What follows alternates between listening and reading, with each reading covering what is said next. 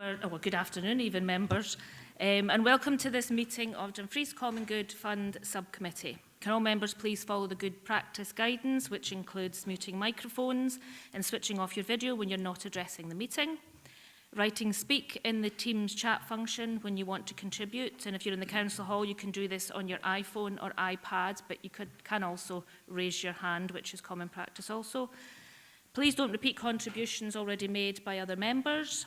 No material should be posted in the chat function if it's intended as part of the discussion. The usual standing orders apply, including that any votes will be undertaken by roll call. If any member has to leave the meeting, please either leave the Teams meeting for that period of time or write leave in the Teams chat function and then write join when you rejoin the meeting, so that we can keep track on whether the meeting is quorate. All members should speak clearly and directly into the microphone when making contributions, and when referring to reports, please provide reference to the relevant page and paragraphs to allow everyone to follow. Please focus contributions on areas where clarification is required or to propose an alternative to a recommendation. So, agenda item number 1, the sediment apologies. Darren, can you provide the sediment and any apologies, please?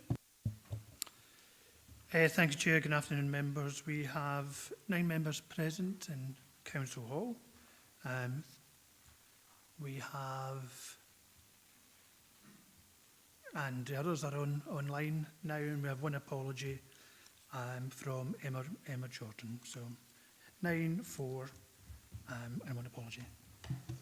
Thanks, Darren. And I confirm my agreement to participation of members participating remotely. So, declarations of interest. Do any members have any declaration of interest or statement of connection? Councillor Hislop. Chair, I'm the Common Goods representative on the North District Salmon Fishery Board with regard to any monies that they get off us. Noted. Thank you, Councillor Hislop. I don't know if I should do a statement of connection, since my husband is an avid fisherman and has been all his life. So, but anyone else? No. Super. Minutes of meeting the 16th of February 2024. This is for noting. Members note. Thank you. Agenda item number 4. Dumfries Common Good Fund Financial Report. This report looks at the financial outturn of 2024-25 and the financial plan for 25-26. Here are some headlines from this report. There's still retail income to be shown in respect to the Robert Burns Centre and to the fair. There's no retail income to the Common Good Fund from the Girl Guides in 24-25, as our property team facilitated the organisation's move from the Lorburn Hall to municipal chambers. But going forward, a like-for-like agreement of £1,000 by the Girl Guides, subject to regular review, will be put in place by our legal and property teams. In addition, we have still to be billed for council fees. From 2025-26 financial year fishing costs, we have received the assessment fee from Nith and District Salmon Fishery Board, and I'm pleased to advise that the fee is £3,757.68, which is a significant reduction on the standard fee. And other costs, such as maintenance of the fishing waters, is also included in this heading. The final outturn will be updated at the end of the financial year. So I'll move to discussion. Do members have any questions? Councillor Hislop. Chair, it's on Appendix 1, page 13.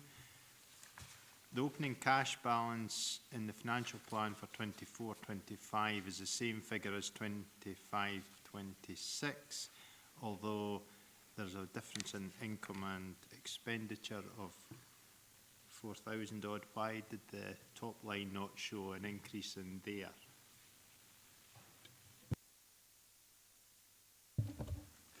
Thanks, Councillor Hislop. I'll get that updated. The 255442.28 is the current figure, but I'll get the financial plan for the previous years checked and get that circulated. You okay with that, Councillor Hislop? Councillor John Campbell. Good afternoon. Thanks, Chair. Again, on the appendix, I was looking at that. It doesn't really give me much information apart from, you know, what we're trying to achieve in 25-26. Like Councillor Hislop already picked up on, it seems the same as 24-25. But the kind of information that I would like to see in any financial report would be the likes of the additions of any assets that have been sold. For example, in 2019, there was a CAT transfer for the pavilion, which was eventually sold because I can remember the planning application coming to committee. 2021, there was disposal of land in Edinburgh Road, disposal of a store in George Street, Mews. 2022, we had land disposed of in Glasgow Road, and even just last year, we had the Craigs Road land that was disposed of in the Craigs Road. So all these, you know, I would have expected to see some kind of financial report. And I was doing a little bit of digging in 2018. That's a proper financial report because that tells everyone on the committee what our assets are, whether they're financial assets or whether the property assets or whatever, and it gives a complete breakdown in that particular financial report. So I would have expected some kind of information like that to be brought forward for future committees in particular. Just going back to the rents, yes, the Girl Guides haven't been paying their rent because of various things that were put in place. However, now that they've moved into the municipal chambers, which I believe is also common good, I think that we should be reviewing that and making sure that we do get some kind of income, because if we're going to do that for the Girls Guides, we could end up doing it for everyone, and we end up having no financial assets left because everybody's getting a freebie. Thanks. Thanks, Councillor Campbell. As I said at the beginning of all this, moving forward, there's an agreement at the moment for £1,000 subject to regular review. So that will be undertaken, that regular review on the Girl Guides payments. And also, is it a list of assets you'd like to be added to the financial reports from now on? I would just like to see what we got back in 2018. We've got a full breakdown on everything. You've got your income, your expenditure, and you've got your assets. Now, as far as I can make out, and this is going back a few years, it's just over £2.2 million worth of assets that the Common Good have. So it would be good to see that updated, because 2018's a few years away from now. So thank you. I'm sure that can be done, but also if Dan would like to address the fact that there is no income from assets being sold in this current paper. Yeah, but as far as I'm aware, some of the ones you mentioned were ones that appeared in Muse, was included, I think, in last year's papers or the year before. If Craig's Road was last year, it may not have been shown yet, but I can make sure that if there are any amendments that they are included and updated. And as the chair said, we can revert to a more detailed financial plan, and our council financial colleagues do update evaluations every now and then for our assets, so we can include all of them. Can I come back, Chair, if it's Certainly. okay?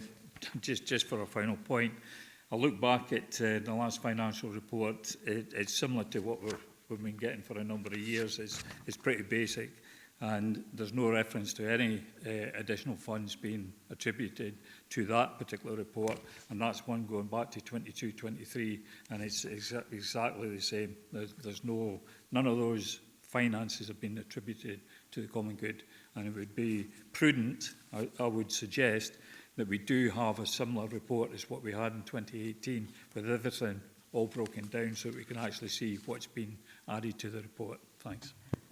Thank you, Councillor Campbell. So you're saying that in the last reports, there was no indication that we've received any funds from these assets, Or are you saying, just for clarity, Councillor Campbell, I'm, and, or are you saying, I've got it up here. yeah, but you know, are you so- saying that there's no, like the list of assets you're talking about, that these have not been put in any financial report? Or are you saying that from here going forward, you'd like to make sure that any future ones are added to the report because there aren't any in this one? Well, Just so I can understand what you're yeah, needing here. the list of disposal of land in the store in George Street, Mews, there is absolutely nothing in any of those reports that actually say George Street, Mews gave us 10 grand, 5 grand, whatever it is, or whatever it should be.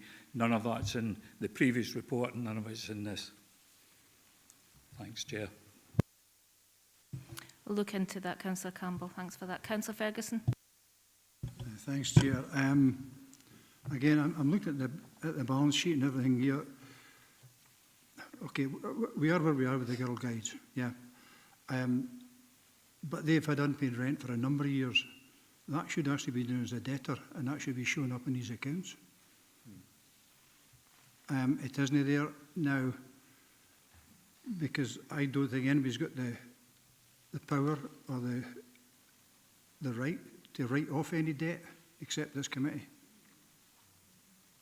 So if we're negotiating with the Girl Guides about the income or the rent for where they're going to be now, we should also be taking into consideration the rent they haven't paid. And I would suggest there should be a report comes back here telling us the financial position of the guides, and let this committee or this subcommittee actually make the decision whether to allow the guides to go debt-free to the new premises. Now, I believe they're already in the new premises, aren't they? And then the arranged fee should be coming back to us. Because this wouldn't audit this balance sheet. And Darren, you've got many skills, but you're no a finance officer, you know, and we used to always have a finance officer. They spat the dummy about coming out at 6 o'clock at night, which is, I think, why we're now doing it during the day. And I think we need to be back here to, when we're talking about this, we've got a finance officer who's actually been dealing with the books, with the income, all the expenditure, all the rest of it here, so they can speak and answer questions. In fairness to Darren, that I think is where we need to be. And I think as a subcommittee, we should be saying we insist that there's somebody for finance here to discuss the finance matters and take it, as I say, it's to protect Darren, not to have a go at him. Thanks, Councillor Ferguson. I think you're right. I think we've battled quite a few times in Common Good since it used to be at 6 p.m. at municipal chambers to get a financial officer along. And any time we've had a financial officer along here, and it's been for a specific item and it's been specifically asked to come. So with them not being aware that they have to be here, I think we should have had a finance officer here to answer, to answer this report. So I think the best we can do just now is have get a finance report on the Girl Guides brought to this committee for members to look at and see where we go from there, because we can't make that decision. You're right, we're the only ones that can make the decision whether to write that debt off or not, if indeed there is debt. But we will probably need that financial report on this particular group. Councillor Walters. Sorry, just to add, if you're looking at revising the financial report, perhaps we could get some sort of reflection on last year's figures. So, like for instance, the rent that we're charging the Burns Centre, it would be useful for us to be able to see whether what we are doing in terms of rent being charged for them, because it's been a year since we've had a committee meeting, so it'd be useful to see that compared with all the rents compared to what we were doing last year.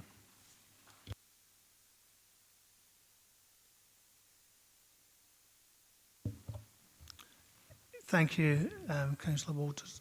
Yeah, we can sort of kind of look at providing that information. We know that property services are manage the properties on common good properties on our behalf, on your behalf, and some of that in a sense is through the negotiation of rentals, but we can get a full rental picture over the last few years just to see where we are, and look for our property officers to provide some advice on where things could go in the sense of additional rental incomes, because I guess we are trying to look at to maximise the assets that we have.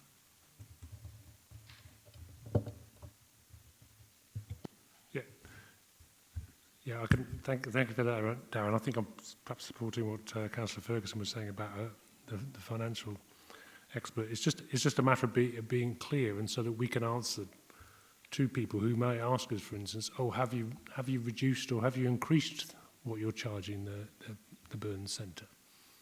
Which is a fairly straightforward question, which we should be able to see from a financial report, but we can't at the moment.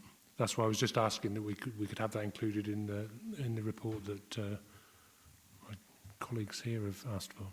Yep, so, Chair, the financial report, the Robert Burns Centre's charged 11,680. It's not through for this year, but it will be 11,680. You know, again, that's what's expected. There has been no change in the Robert Burns Centre's rental. But if your sort of wider question is how do we look at rentals, that's one that we need for our property officers to provide that information on. So I think are we looking, Councillor Walters, are we looking for a paper from the property services and how we've come to these rents, or how these are devised? I'm not sure where we can go forward from here, from this. I understand your request, I understand your concerns and your questions, but I'd like to find sort of a solution so that we're all in a better place of understanding what our rents are and who's paid and who hasn't paid and how we work out these rents. So I think we probably need something from property services. Property and finance. You know, wherever it comes from, I was just asking for it to be added to the financial report as a way of looking back, so that we can actually make some sort of judgment. If what Darren's just said is that the rent hasn't moved, well, that's something that should be made obvious within the report. Thanks.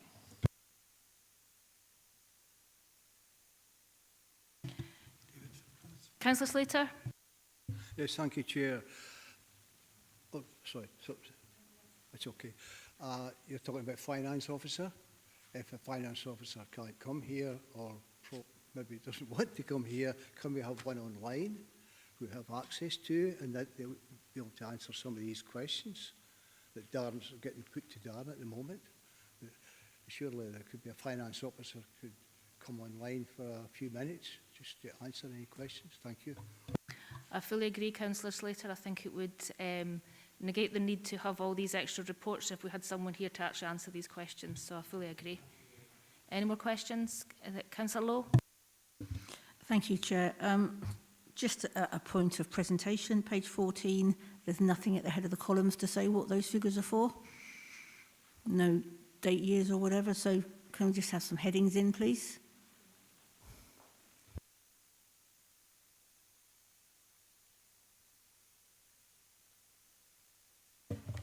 Yeah, thanks, Chair. So that's a continuation from the page before, the financial plan and actual spend.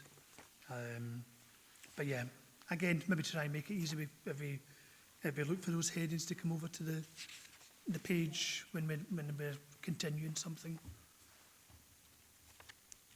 That's noted, thanks. Councillor Hislop?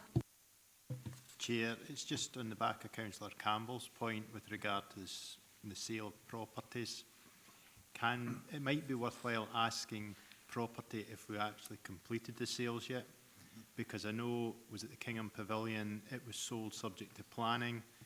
My understanding there's a flooding issue with it that might not allow the person to get planning, so it may still be in the process of being put through the sale process. Therefore, we don't have the cash yet, but I do agree that once it's sold, it should be on here as other income, if anything. No, noted, Councillor Hislop. Councillor Campbell? Thanks for letting me back in, Chair. Yeah, my understanding is that it did go through planning and it was approved. However, that's not for here today. One of the other things that I wanted to pick up on was, you know, I totally agree with other members in the committee suggesting that we should review our rents, because unless we start bringing more income in, we're going to end up, you know, giving more out is what we're actually raking in. But in particular, if I just go back to the 2018 report, the fares in 2016-17 was, the rent from that was 2,760. In 2017-18 it was 4,000, and I think it was 4,000 for a number of years. And then I think maybe probably during COVID and things like that, you know, there was a reduction in the rent. However, looking at the report today, it's saying that the fare in the notes in the Appendix 1 says it's 1,650. So, I mean, if we should be achieving somewhere around about 4,000, you know, or round about that mark, and yet we're only just getting 1,650. You know, it's incumbent on us sitting on this committee that we maximise our assets, and that includes the rental. But I look forward to the future reports. Thanks.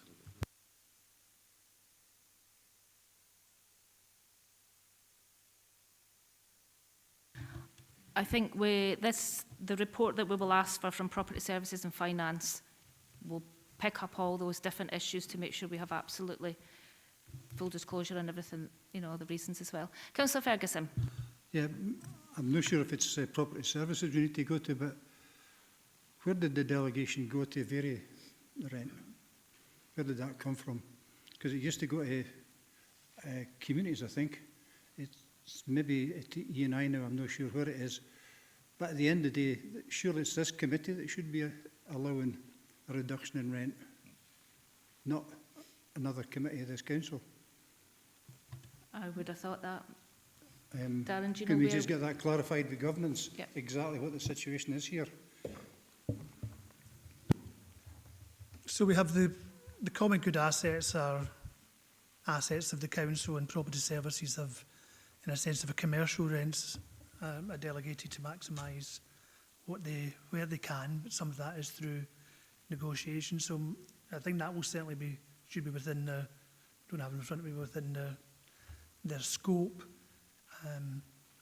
But clearly this committee has a particular interest in Dumfries common good assets. We don't have many, and you know, we do want to maximise them and to ensure that they're being used. So I think it's a fair point about getting more information on our assets and the ones that we're renting out, to look at some of the historical data of what rent was paid, when they were occupied and when they weren't, and what property services do to, I suppose, to promote these.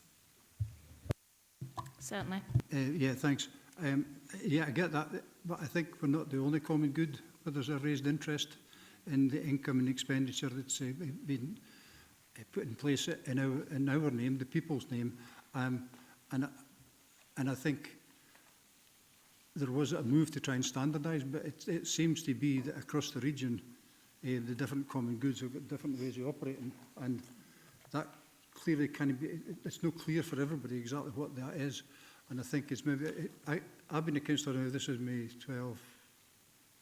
13, 14 years or something. Ivor's been a lot longer than me, and steady. But I'm not sure when the last time we actually reviewed the common good and our processes and procedures. I don't think we've done it in my time. Can you remember, Ivor? My understanding, we did have a look a few years back when, was it Father Crosby had kind of asked to look into the common good assets. There was an asset register drawn up. I think we're still looking for the tannery, where we don't know exactly where it is, but we do have a tannery somewhere. So it's years ago, and there was a lot of work to do to actually identify all the assets, but I think we are slowly working through it in legal services. Thanks, Councillor Hislop. But I remember I'm sure it's probably been long before my term. I've been doing this for 8 years, and we asked for an assets report quite some years ago, and we're still waiting on that, slowly going through it. We could really do with that list. And to be honest, the crux of the matter is when we're provided with a financial report with figures, we should have a detailed report from finance and property services along with it attached to this. And absolutely 100% we should have someone from finance here to answer these questions, because you say we're all asking Darren and Darren's provided the figures, but we need the reasoning behind them, and that only comes from either finance or property services. So we need to, our next Common Good meeting needs to 100% have someone here, whether they like it or not. Any more questions?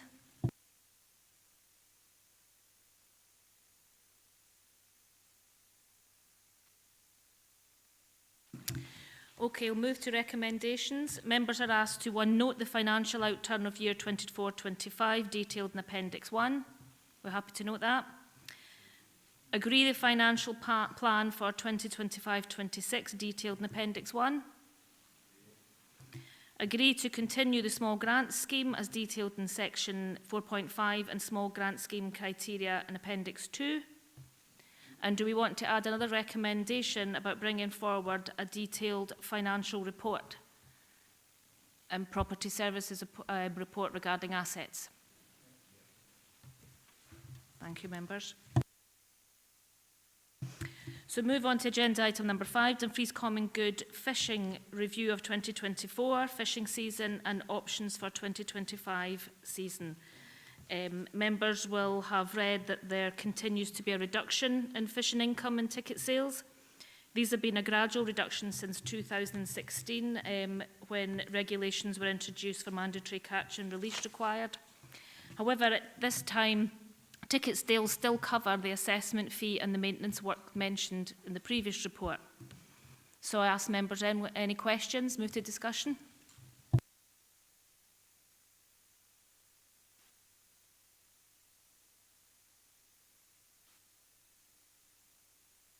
Councillor Walters.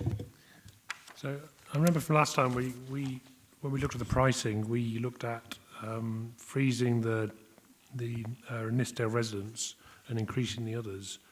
But the option we've got in the paper is that basically talks about increasing all of them. So is there an option to do the same thing again, to increase the season tickets and the visitor specials, and then but to freeze the ones for Nithsdale residents because of their cost of living?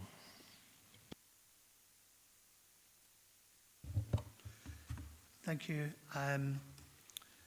Yes, committee can decide on the fee structure. So we have the option that we present in an annual basis with the Consumer Price Index, and last year's fee, as I suppose, remains an option to say, well, we'll just stick with what it was in 2024. But certainly the meeting that you mentioned, we did look at individual headings and made some amendments. So it's open to the committee to make the decision. These are just there for guidance, and I suppose 2 are presented for ease. Councillor Slater. Yes, thank you, Chair. Question for Darren, really. Is it easy access tickets? Could they possibly be extended into a wider range instead of just being Nithsdale? And if they were, say for a period of a trial, say 2 years, to see if it would bring any more income and more fishers back into the Nith?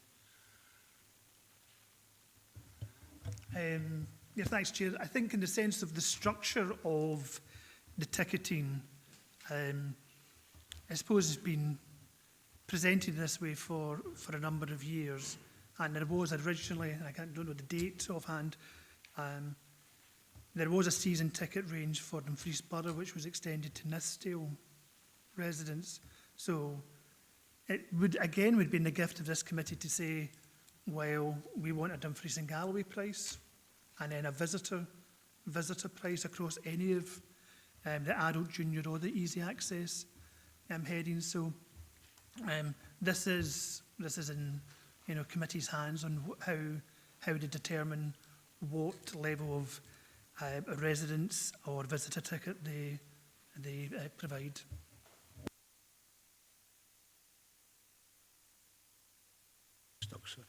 Yes, Darren, but I just feel that sometimes you have to change something to try something new to see if it will increase the revenue coming back to this committee or the Fishing Association.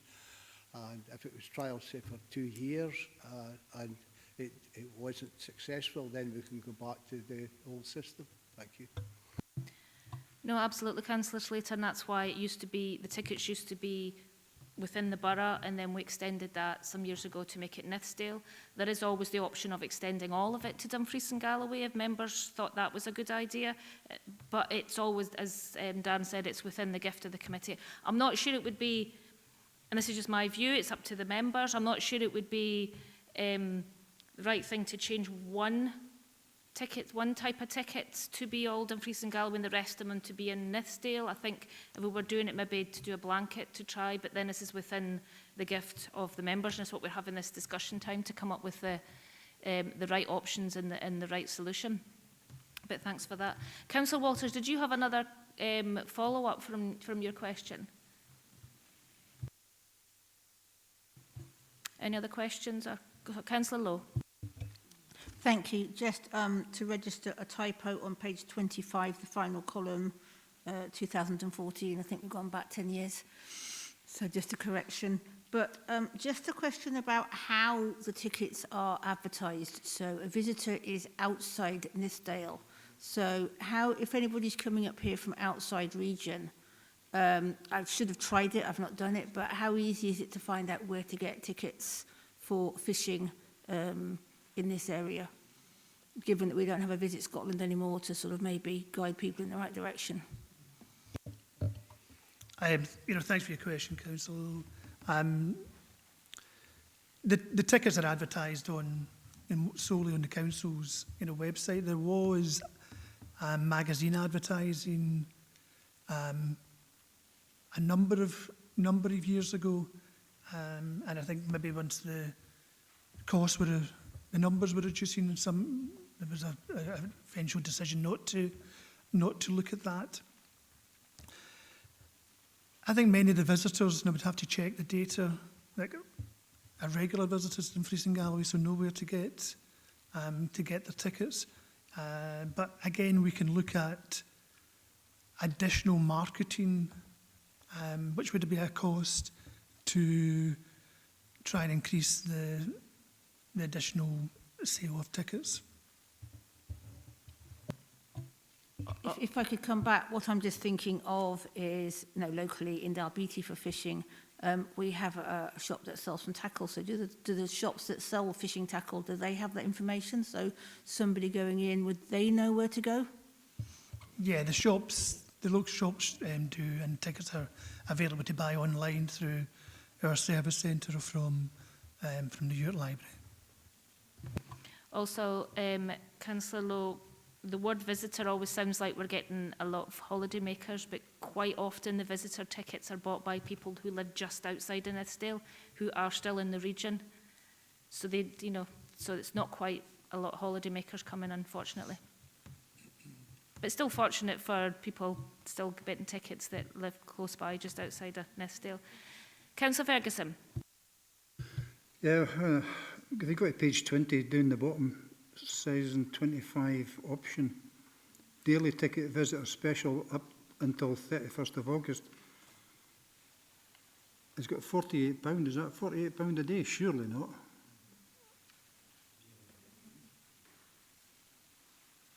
Is it? Yeah, because for the resident it's £39.50 for the day.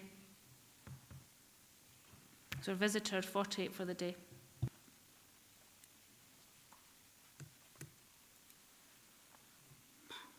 Councillor Campbell? Do you want to come back in, Councillor Ferguson, on that first? I'm not surprised we didn't get anybody buying them. But, there's nobody's got to do that, and the problem here is if you need to if you're just a pound above the level to get universal credit, you're almost certainly not going to get a reduced ticket.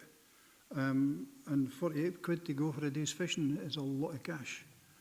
I'm surprised at that, and I'm not surprised that the uptake of that is extremely small. Were you wanting, Councillor Campbell?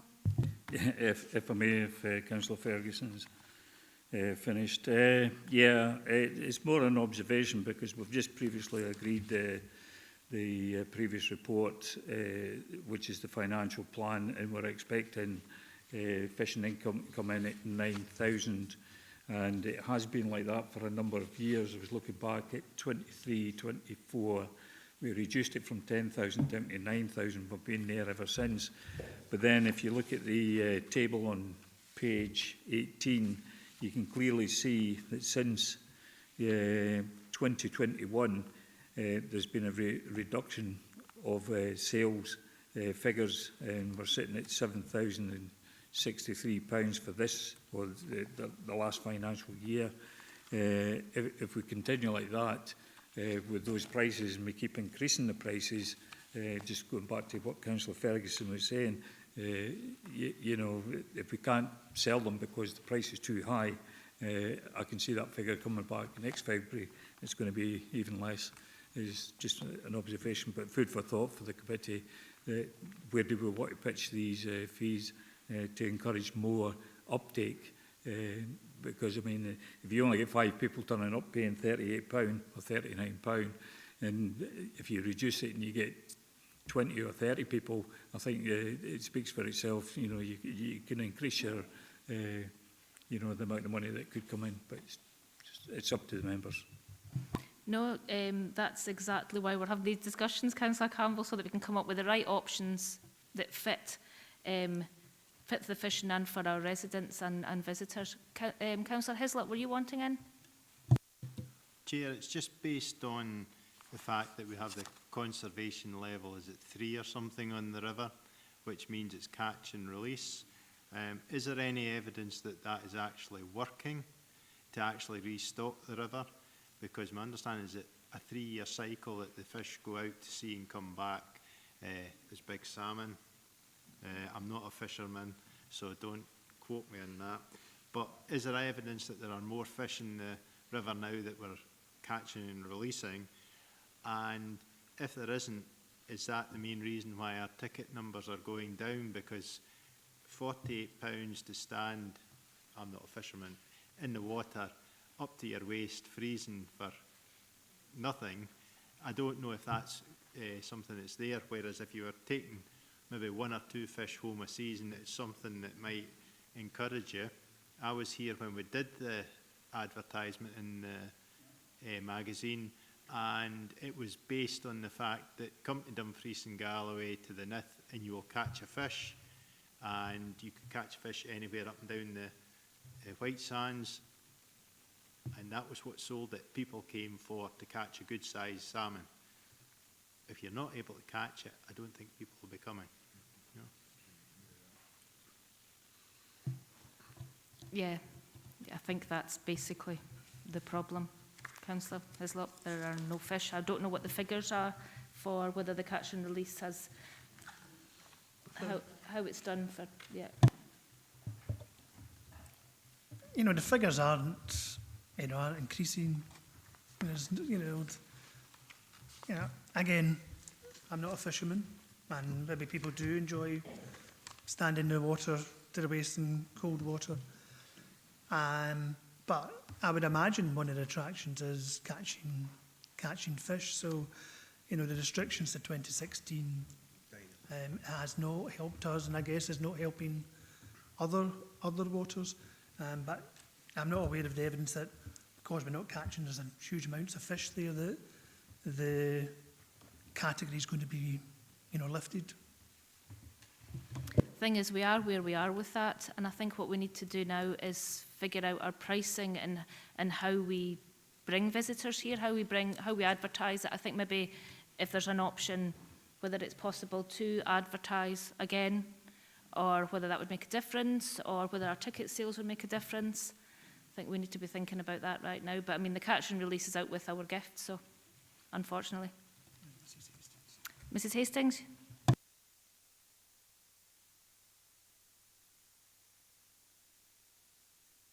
Since you managed to have the catch and release foisted on you, you managed to lose 2/3 of the people that used to fish. Now, somewhere in Dumfries, there's an awful lot of sheds with fishing rods, I think.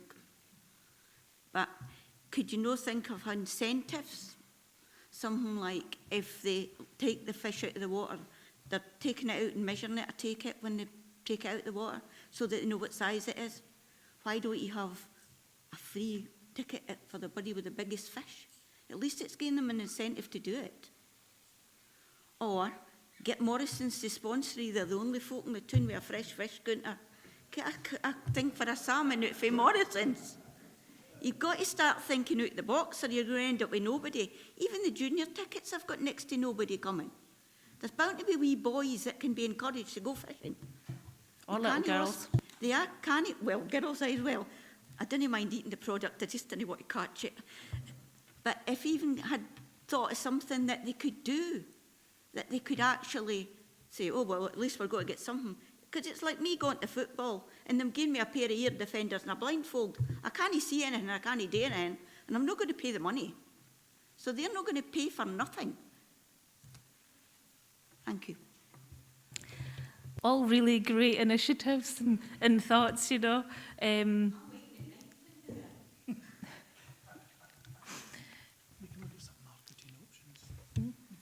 We can look at some marketing options, but as I said, been married to a fisherman, I can tell you it's a sport as well. You know, the actual catching the fish, it's not always about taking them home, but I mean, sometimes when you've got visitors coming, that is really what they want to do. But again, that's out with our gift to be able to do anything about that. It's about conservation. It's about trying to build the stock up. So there are a lot more fish for people to catch.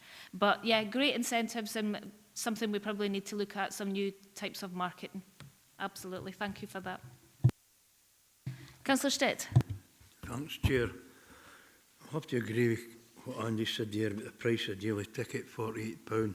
I'd say maybe if it's £48 a week, aye, but going catch and release, and I'm not a fisherman, if I was paying £48, I caught 4 fish, I wouldn't be releasing them, putting my bag in out the water. And I think we've got to I'll be quite honest, I've never fished, but £48 for a day ticket, I think is extortionate. When you think it, and this Dale resident's paying £178 a year for his yearly, well, what the season lasts, I think, as Andy said, we might have to re-look at our pricing if we want to attract more income, because it's a steady decline since COVID. Thank you, Councillor Stitt. I mean, it is within our gift as well to freeze the prices if we wanted to keep the prices this year the same as last year. But remember, we did agree on $45.50 for a day's ticket last time, and up to $54.50 if you're not early. So we have agreed to the prices before, and they are quite stiff. We have a cost of living. So, I mean, it is within our gift to freeze the prices, make them less. You know, we can do anything here. If anyone's got any, the more ideas we have, and in consensus on that. Yes, Councillor Campbell? Yeah, thanks for letting me back in, Chair. Yeah, it's, if my memory serves me correct, we actually did a wee check right along the whole of the River Nith, all the different beats, and where to pitch our prices. And I don't think we were too far away from, you know, some of these states further up the river in what they were charging for people, you know, coming along. So, but if I suppose if we do drop the price or keep it as is, which is probably a sensible thing at the moment, but if we do decide to drop the price to encourage more people coming, you know, would that actually encourage the uptake in sales? It's a difficult one to pitch. Again, it's just an observation at this moment in time. $6,000 question. Councillor Ferguson? Thanks. I'm just picking up what Carol was saying there, and David Stitt's backed me up. It's a lot of money for a day's fishing. If we were going to market this and try and get visitors to come, I think the ask on some of the private beats further up is a different ask altogether, because it's a different package you get. At least with their packages, you get fed and other things, and God knows all what. And some even get somebody to help them to put worms on their hooks and God knows all what. But locally here,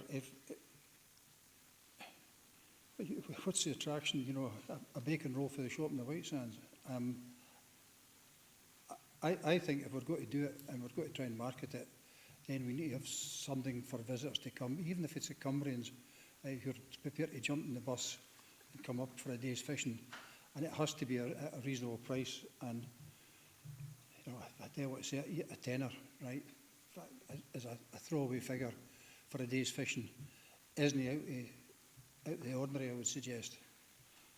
But nearly £50 for a day's fishing is just. I think, am I right, if I've read it right, 7 people bought a ticket that way last year? Is that right? Yeah. So, how many does it take to come at a tenner? What are we going to lose? Maximum 350 quid, plus whatever tenors we take in. I think it's worth a gamble, and I think it's worth taking on board what one of the community council reps is actually saying to us. Again, good initiatives to try and bring on, and this is what we need to think. This is what we need to be doing as well. Councillor Hislop. Do we ever speak to the other beats? You know, you've got the one just, is it Carn Salach? And how could we actually look to encourage maybe a joint ticket for a week or something, whereby kids could fish some of the borough waters, then get maybe a chance on one of the beats further up. Something just to try and encourage young people to start, because I think that's your biggest issue. There are no young people coming in to fish, and your more mature members are getting fewer because natural wastage, I think it's called. And it's you know, you need to keep people coming in at the bottom end to keep the thing healthy. I know the District Salmon Board, they used to do a sort of course or a day's fishing for young people at Dalswinton and some of the lochs there, just to try and get them started. Don't know if it brought anybody in or not, but maybe it's something we need to look, if we can speak with our neighbours further up the water or down, if they would be willing to look at something, because our waters are good for catching fish, but they're not maybe the most picturesque if you're a angler. If you're up and about Carn Salach, the rivers there will be nicer banks and prettier scenery than looking at buildings. So maybe that's something we could do. But I think we do need to look at our pricing. And as it said, maybe bite the bullet this year, see if we can get more people in, and then maybe start again and try and build up. Thank you for that. So we do need to set our prices today. I think we've had quite a few great ideas about how to sort of different initiatives and how to sort of bring business in. I think that's something we need to be working on, absolutely. To think about the advertising and how we bring people here and how we incentivise local people as well. But we do need to set the prices today, so we need to really concentrate at the moment on how we do that. Do we freeze the prices? Do we bring them down? Do we put them up? The 5.5%, what is the main consensus within the members? Councillor Stitt? Well, I'd be quite happy to propose that we freeze the prices we have for 2024, and what's Ivor said, reassess for next year and maybe re-look at our pricing if we're not going to be successful. Thank you for that. Councillor Campbell? Yeah, thanks, Chair. Yeah. I mean, I'm quite happy for the season tickets, you know, to go up. But if we just freeze the day tickets, I think that's where most of the conversation's been round, is you come for a day, they're a bit pricey, but just freeze them at that until we can get a handle on how we're going to promote this. but I would suggest that the season tickets, they're probably similar to what they are in other beats. So that's my proposal. Thank you for that. We also have our season tickets, whether they're resident or whether they're visitors, are the ones that we need to keep going time and time again, and we can't afford to have drop-off of those as well. So maybe to be considered, but yeah. Who else? Councillor Slater. Yes, thank you, Chair. As discussed before about tickets, I propose we open it up to the larger population and trial it maybe for 2 years to see if it has a better effect of bringing people in. Thank you. So what do other members think of that, opening up the resident tickets to actual residents of Dumfries and Galloway, were you thinking, Councillor Slater? As opposed to just Nithsdale. We have moved it from the borough to Nithsdale in the past. We've widened the net, so to speak, the fishing net. So, so widen it further to residents of Dumfries and Galloway, because I do know that some of our visitors are from the region. They're not coming out with the region. And they've been probably been coming regularly over their lifetime. So what do members think about extending that? Councillor Lowe? I'm happy to second that proposal.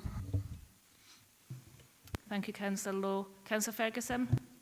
Can somebody explain to me again, I can't remember the rationale for the different daily visitor tickets up until 31st of August and then from 1st September, why there was a difference? Can somebody remind me?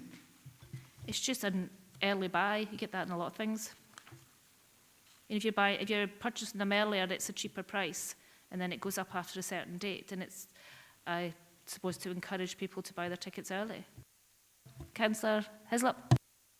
From memory, it was a case of we don't get many visitors before the 31st of August, therefore to encourage them, it was slightly cheaper then, and then after the 1st of September, that's when we seem to attract more visitors into the borough waters, and I don't know if that's when the best run of the fish are. That's exactly what that is.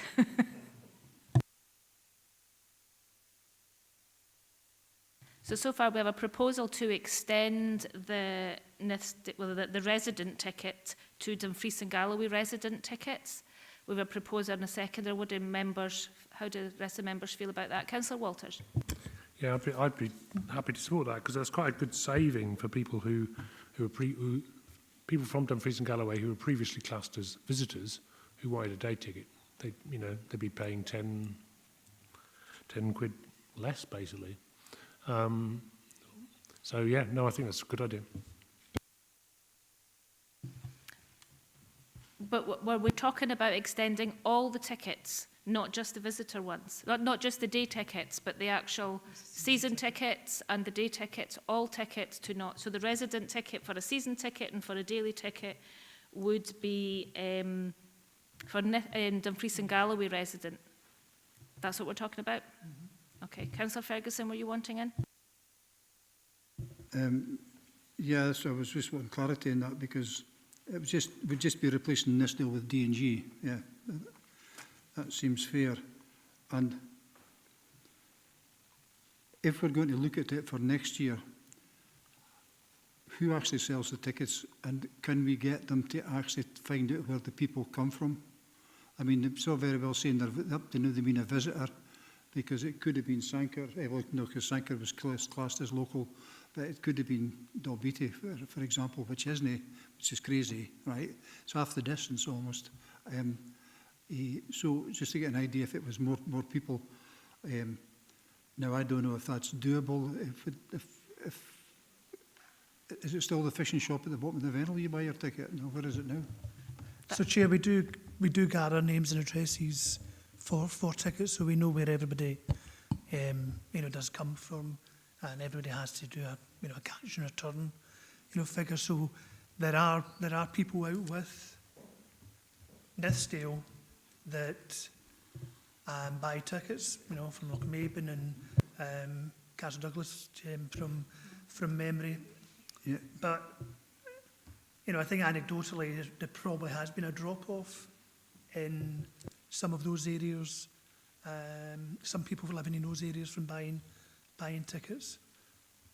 So, okay, Chair, so when we come to this next time round, we can have that detail, because I think we really need to know where our visitors are coming from.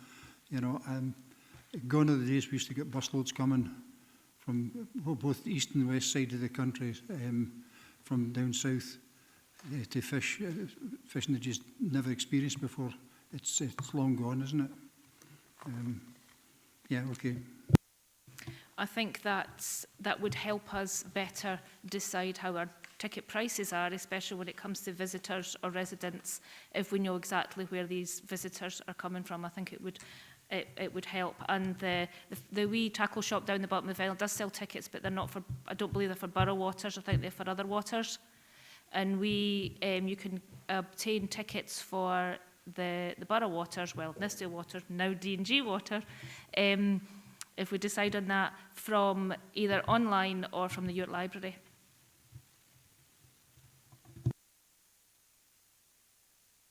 Any other questions? Councillor Campbell? Oh, no, it was Ivor. Councillor Hislop, sorry.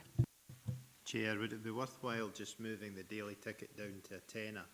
I mean, to say, if you look at the early season one, would be, if we could sell the two that we did 2 years ago, we'd be making a £20 profit, because we've not sold one for 2 years. And if we did that across the board, I don't know how many daily tickets we sell for Nithsdale residents. There's 2, but if we had it just for the early season one as a tenner, maybe put the other ones for when the fish are running, it might bring more people in early season as well as.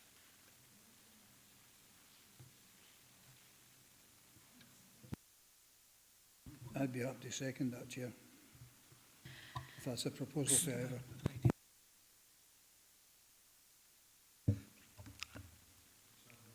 Thanks, Councillor Phillip and Councillor Ferguson. Clearly, we can members to decide on the cost.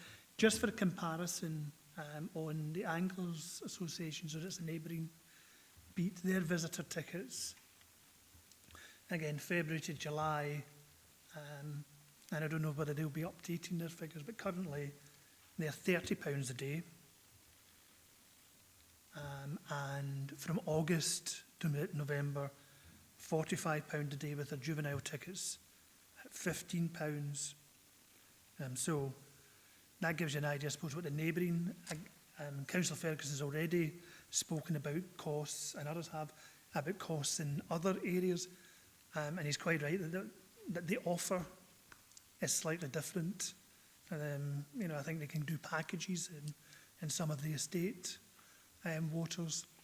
So I suppose that's the closest example to where we are, because they're next door.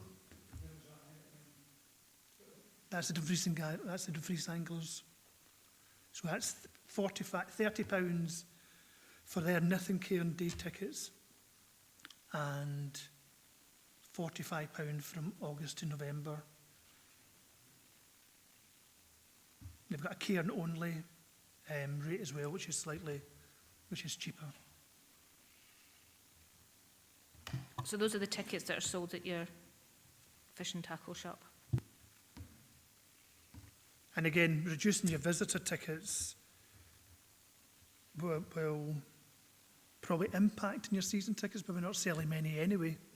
Because I guess the idea is, if you were on holiday and you wanted to fish 4 days, you would probably go for a season ticket, or 4 or 5 days. That would probably,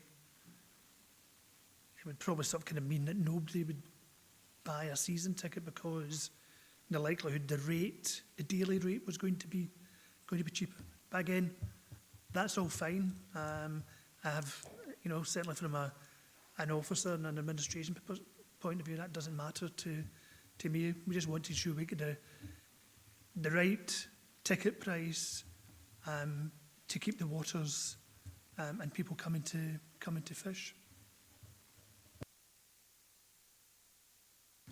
Yeah. Yeah, I'm just thinking here as a grandpa, right? If I was wanting to take my grandson fishing,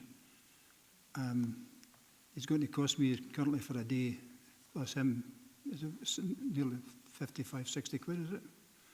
It's not going to encourage anybody, that's my point. is if we're wanting kids to start fishing again, we need to make it accessible, and we need whoever's taking them, because it's no safe to go on their own, accessible as well. So Ivor was talking about a tenner. I talked through figuring a tenner earlier. I'd be quite happy for 1 year, obviously if everybody agreed with me, is just to put a day ticket at a tenner for everybody to see if we can encourage people to come. Because at the end of the day as well, that's only the 170 quid for a season ticket is only 17 days.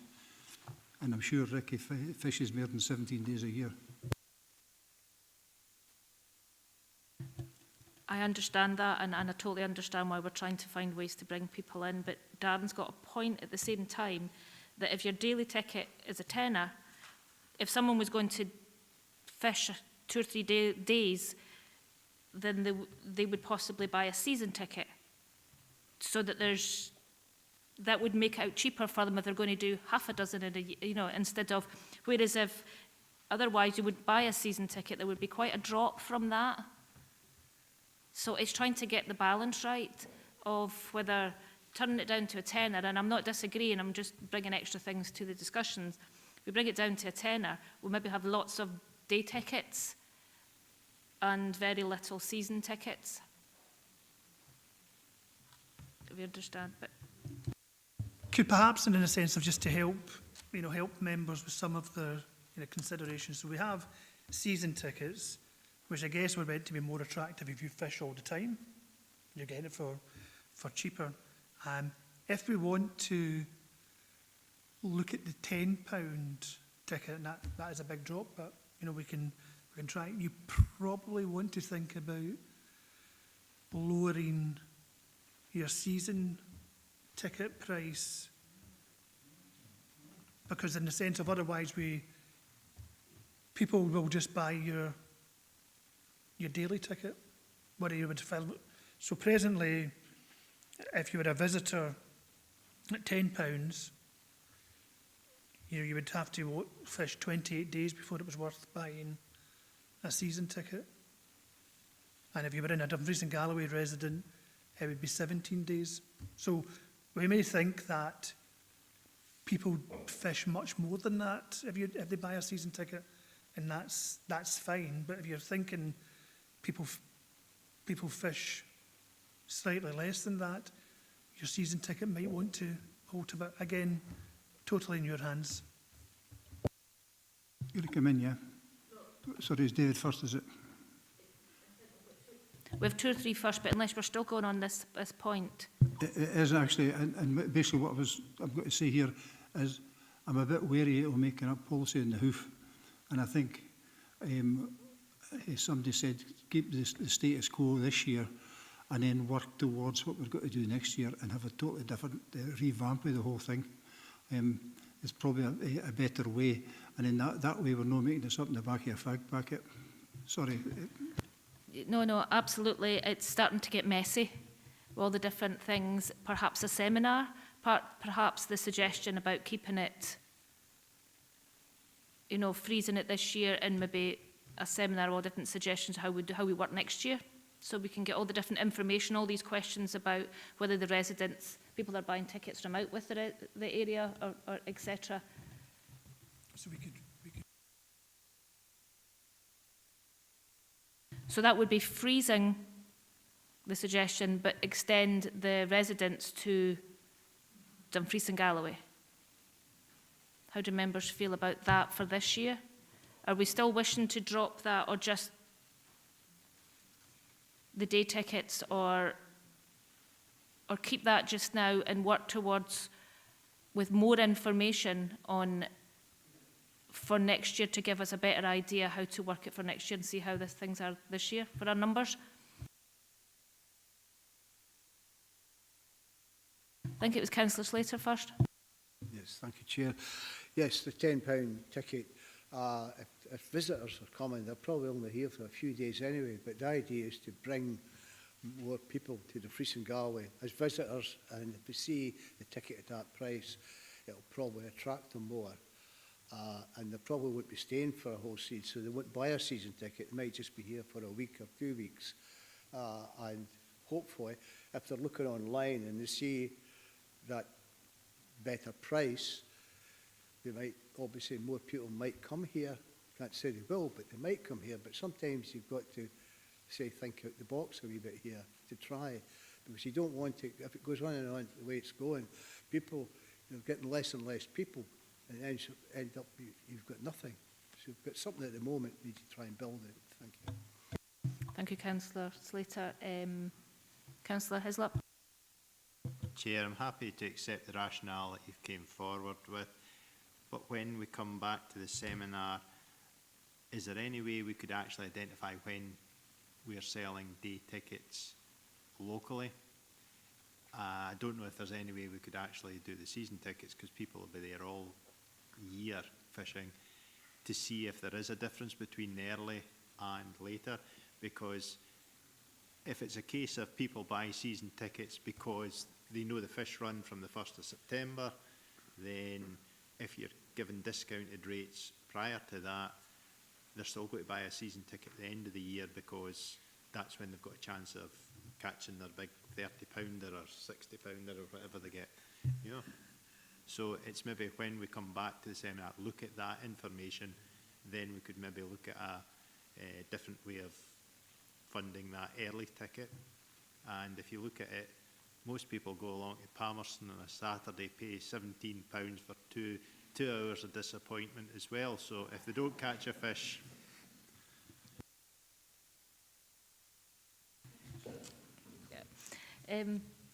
Councillor Campbell.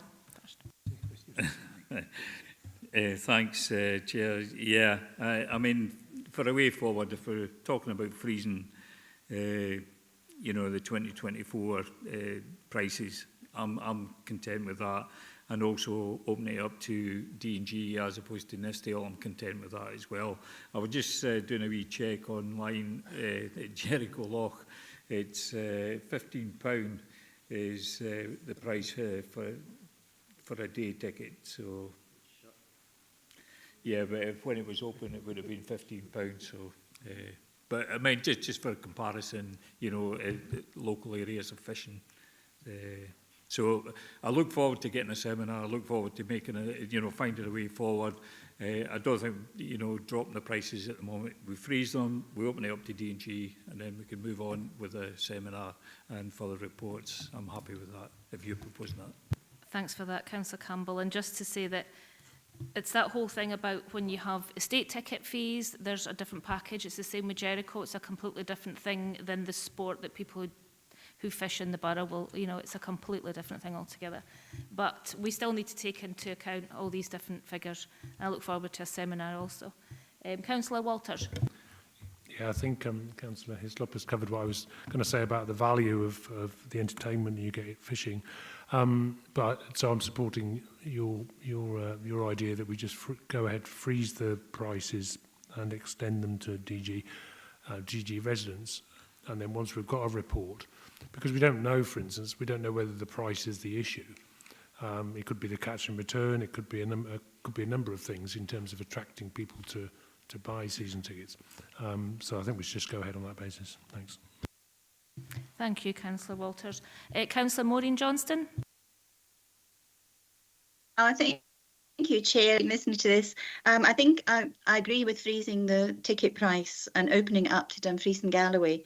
But I would also like to see young people under the age of 12 for free to bring them on into the sport. And the other thing we should look at as well, if we're trying to attract visitors here, they don't just come and fish. Some of them will take up accommodation, there'll be food involved and drinking. So it's a much wider thing. So I think dropping a ticket price to £10 would actually attract a lot more visitors coming into the area, and they will spend in other areas as well. But look forward to a seminar as well on this for the future. Thank you. Thank you, Councillor Johnston. If you're happy, though, also to freeze the prices this year and have a seminar to figure out all the extra information that we've needed today, that can come to a seminar and we can work out how we do the ticket prices, and then extend it to Dumfries, the resident to Dumfries and Galloway. If you're happy with that just now, then I think we probably have consensus on that. Do we? Fab. Right, well, I'll go to recommendations if no one has any other comments. Okay. So members are asked to note that £7,063 of income was generated from fishing ticket sales for 2024 season as detailed in paragraph 4.1 and the breakdown of ticket sales in Appendix 1. To review the catch return data for 2024 season as detailed in paragraph 4.8 and Appendix 2. Note the conservation status of 2025 season will be Category 3, resulting in mandatory catch and release of salmon as detailed in section 4.4. Consider and agree the 2025 regulations outlined in sections 4.11 and contained in the draft Dumfries Common Good Fishing Regulation 2025 in Appendix 3. And consider the option to agree the option to freeze fees for 2025.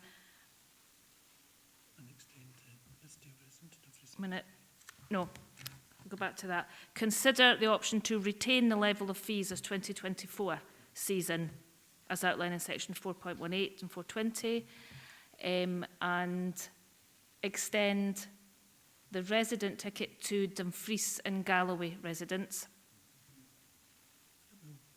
That's okay, right? And agree to continue with Sunday fishing only and grayling only tickets to extend the fishing season and agree ticket price as detailed in section 4.18. Everyone agreed? Thank you for that, for those good discussions. So item number 6, any other business deemed urgent by the chairman due to the need for a decision. I have no items or urgent business and would like to thank everyone for their attendance. And Ivor? Just wondering if we are having a seminar, could we get someone along from the Borough Anglers maybe? Because I can remember sitting in the municipal chambers having one of these fee setting meetings, and there would be about 100 people in the room, all bearing down to, you know, you're looking to put up £2 from, was it £80 to 82 for a season, and they weren't happy if you were doing that, and there was grumbles. So maybe if we could ask them along, they might have some ideas that we could incorporate into our fee structure, or how we could get young people involved to boost the numbers again. Absolutely, and I think working together is the only way we're going to find solutions to this. But also in the recommendations, I forgot to add about bringing forward a seminar. Okay, thank you members, thank you for the discussions and for your input. Thank you, Chair.